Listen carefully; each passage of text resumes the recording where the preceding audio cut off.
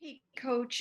Just can you just address what was going on with your heart and your mind on the sidelines when they were coming back like that in the fourth quarter, and kind of what was going on there? Uh, yeah, it was racing. I promise you, the heartbeat was fast. Really, I played in a very similar game against those guys when I was in Denver. We went into the fourth quarter 35-10. We made a couple plays, got off the field. So I had that same feeling, going in. It was 41-14. And really the whole plan was just really just try to be good with our coverage, rush the quarterback, maybe force him into some bad decisions, get a turnover. Unfortunately, that didn't happen. So we found a way to hang on at the end, but that's definitely not the way we want to play defense and finish games. Thank you. Thank you, Mary Kay. Next up is Nate Ulrich.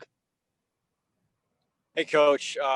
Speaking of hanging on at the end, Denzel Ward sealed it for you guys.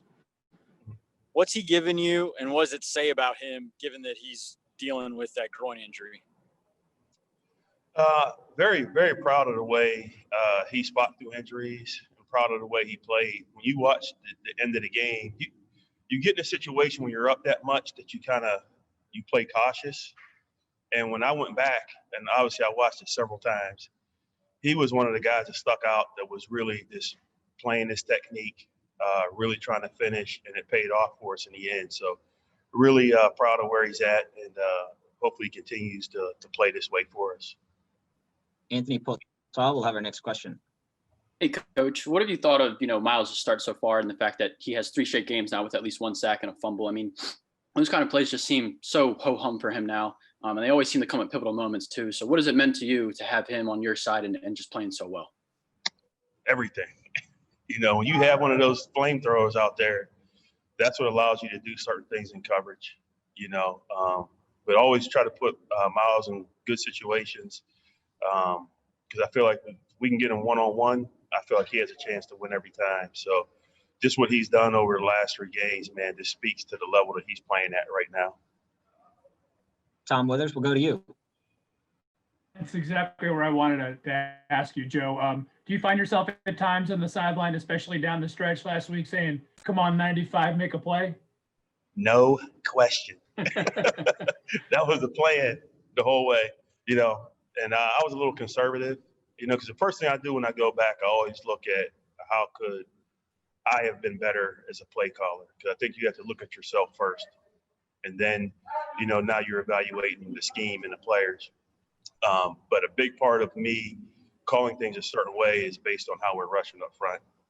So when you have Myles, you feel like if you can make him hold it for a second, he can get home. Hey, so the numbers are up offensively across the league, Joe. I mean, this is a tough time to be a defensive coordinator because it just seems like whatever you do, teams are going to put points up. I embrace it. It's a challenge because I think we're all going through the same things.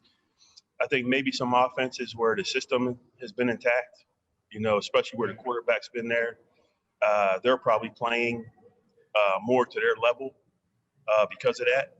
I think for us, and not making excuses, but we're really week in and week out trying to find out who we have as our playmakers, what are some of the better things to call in situations.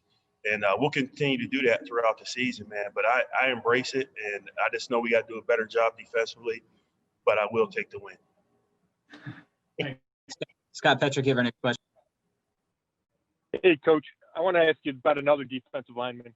With Sheldon, do you see him still getting better at this stage in his career? You know what? I do. I mess with Sheldon all the time because I remember when he came out in the draft, because I came from the Tampa tree, and it was always about Warren Sapp as a 3 technique. And I remember when he came out in the draft, it was like, man, this is the next guy.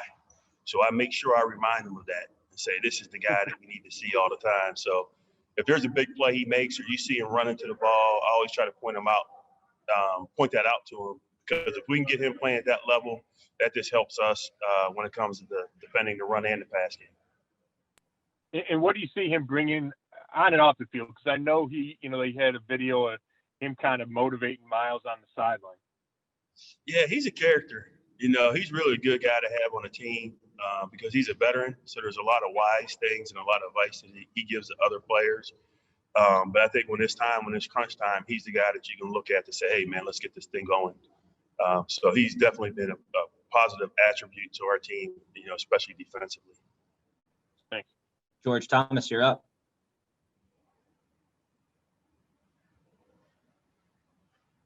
George. I think that was on me, Coach. George, you able to find it on me button? There you go. Yeah, I hit the video button. Apologies. That's okay. Phillip Rivers switched teams, and he's been in the league since maybe before I was born, and I'm 55. But have you noticed a change in the way he's played in the transition? Has he lost anything, and what does he bring to that offense?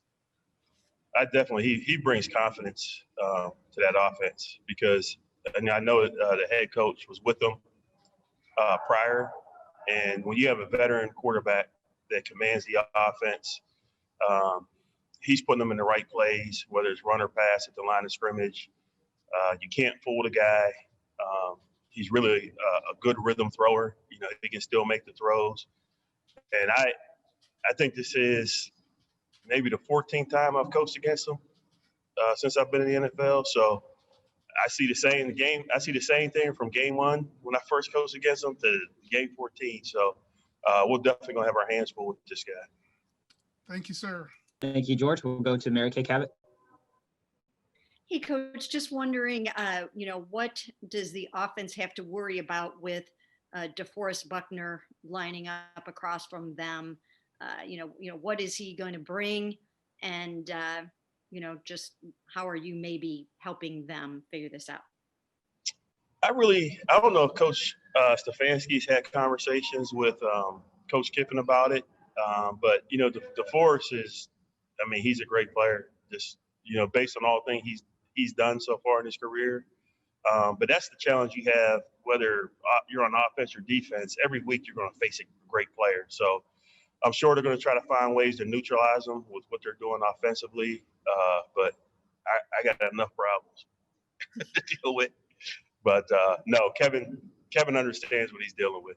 He does. Thanks. Thanks, Mary Kay. And Nate Ulrich. Hey, Coach. I know Andrew Sendejo has had some good moments for you, but it seems like there's a lot of moments where, in coverage, he's given up some big plays. So a guy who's been around forever like that, who knows the defense in and out, who you have a relationship with, what are your conversations like about what you need from him moving forward? And if he can continue to be, an every snap guy for you? Yeah. I think the long play, I think I heard somebody say, Sendejo that was not his play. His play was on number 2 on the outcut. He actually covered up.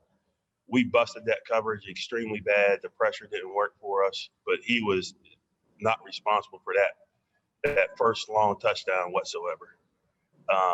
And he's an aggressive player. I was actually there and we signed him. I worked him out as a free agent. The thing he's going to give you, he's going to play 100 miles an hour all the time.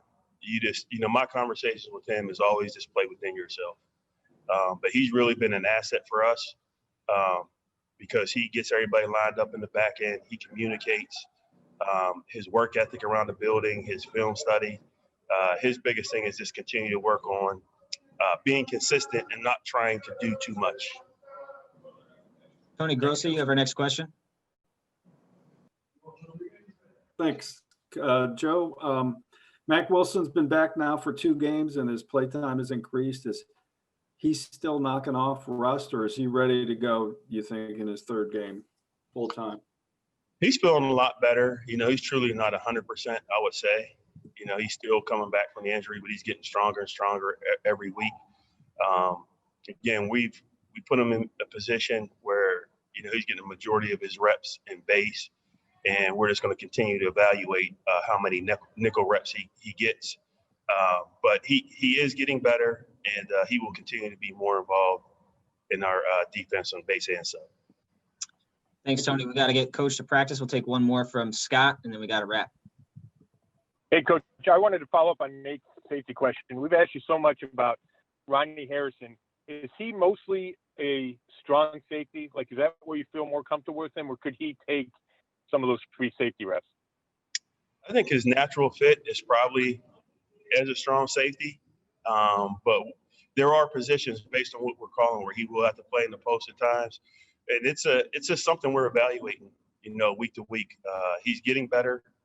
He's understanding the defenses more and more each week, and we're going to really try to get him some more reps in this game and continue to do that throughout the season.